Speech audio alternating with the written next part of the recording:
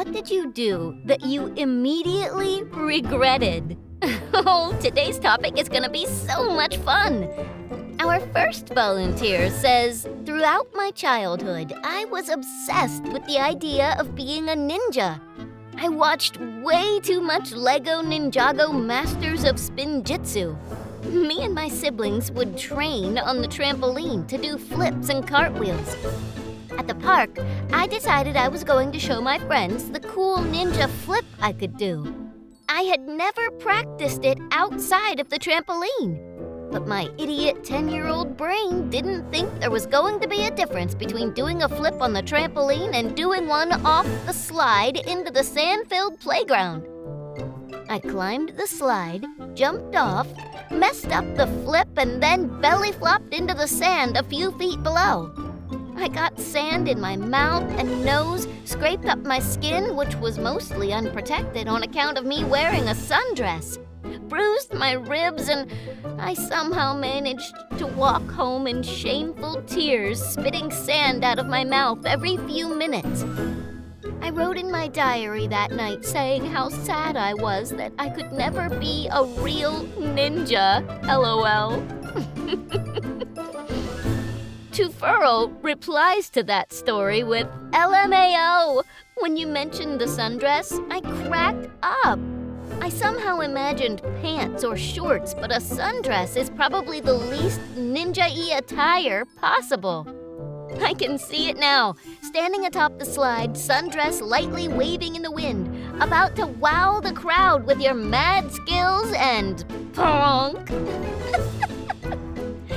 Not That Guy at Work says, you're a ninja to me, and a pilot, astronaut, scientist, engineer, cook, horse trainer, construction worker, architect, carpenter, fashion designer, marine biologist, MMA fighter, rock star, nurse, doctor, surgeon, administrative assistant, explorer, computer programmer, director, CEO, cyborg, clown, cyclist, comedian, and really cool person.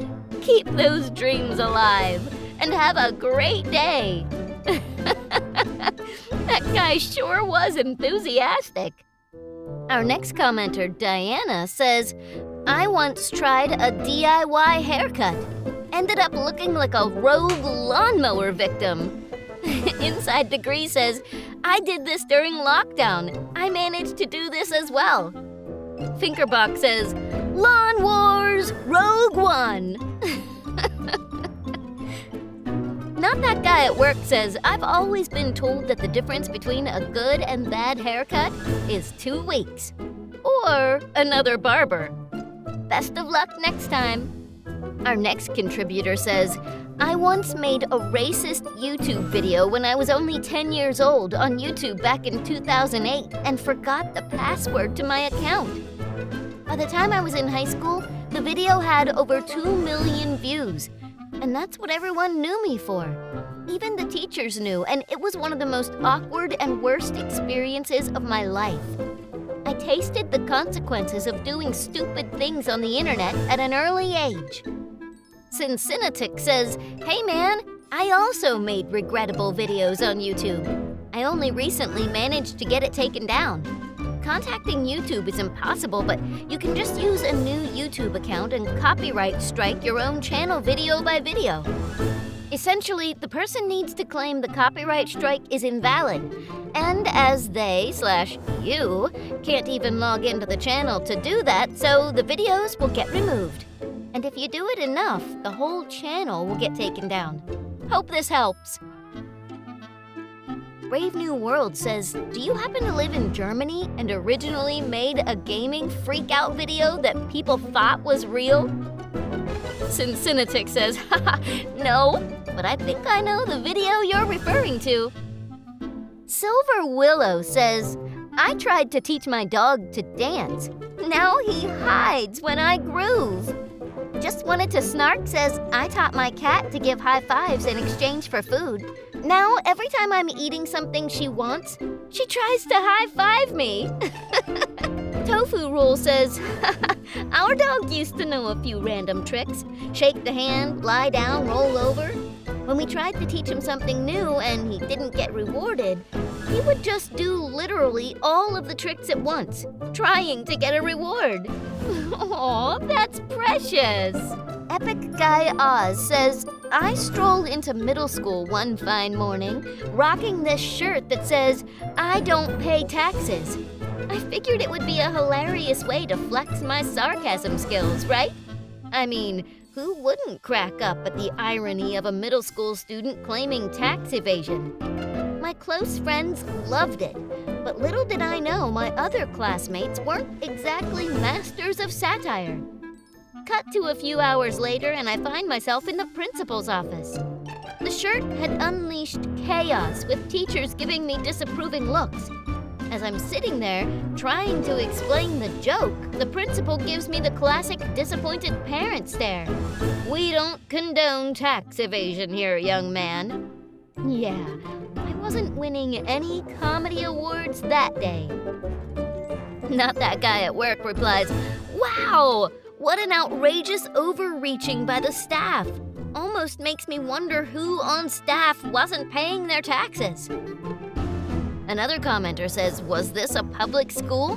Maybe they thought it was your commentary on the stuff taxes go to. Like schools and teachers. Still, a weird reaction. But that might explain it. I don't know. Stavane says, I got to my fiancé's apartment before her. We were both driving separately and hid in her dark walk-in closet. As she was taking off her jewelry with her back to me but facing her mirror, I spider ran at her while growling. The terror in her eyes, seeing me scurrying at her from behind in the mirror, combined with the loudest blood-curdling shriek I've ever heard, caused me immediate regret. I felt horrible. Surprised the cops didn't show up. Shakespeare says, hey, at least you learned from your mistake. That's the important thing. Did she still end up marrying you? Yup, married 17 years. Now I just get under her skin in other ways. That's great, it turned out okay. I can only see myself injuring my husband in that scenario. I'd be so terrified, like immediately starting gouging at the face or biting. In the fight or flight, I'd be fighting.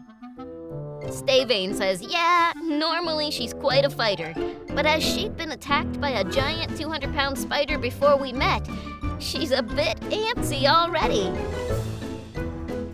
Housewife93 says, I gotta say, this is something my husband would do, but he wouldn't regret it and would probably do it again in a few weeks. Stavin says, she was freaking terrified to her bones. I never want to see her like that again, especially by my hands. And our last commenter says, seems like something my husband would have tried in the early years of our marriage. But he learned early that I exact revenge, and it's always super out of proportion to what was done to me. Like 100 times worse, LOL. The upside is, we have a jump scare-free family. These stories were so much fun to read. What kind of things have you done that you immediately regret? I can't wait to hear your stories. Leave them in the comments as we read every single one of them. And hey, maybe we can make another video from your comments. Until then, my friends, keep the conversation rolling.